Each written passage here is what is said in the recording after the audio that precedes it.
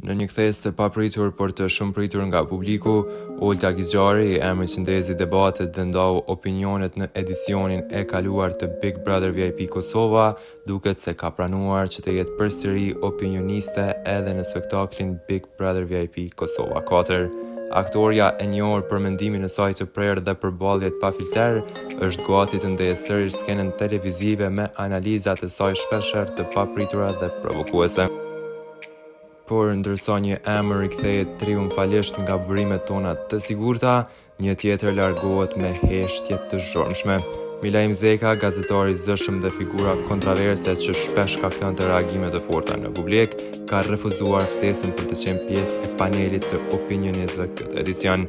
Vendimi i tij ka ardhur në mënyrë të befasishme, duke lënë pas pikpyetje për arsyet e vërteta të tërheqjes së tij.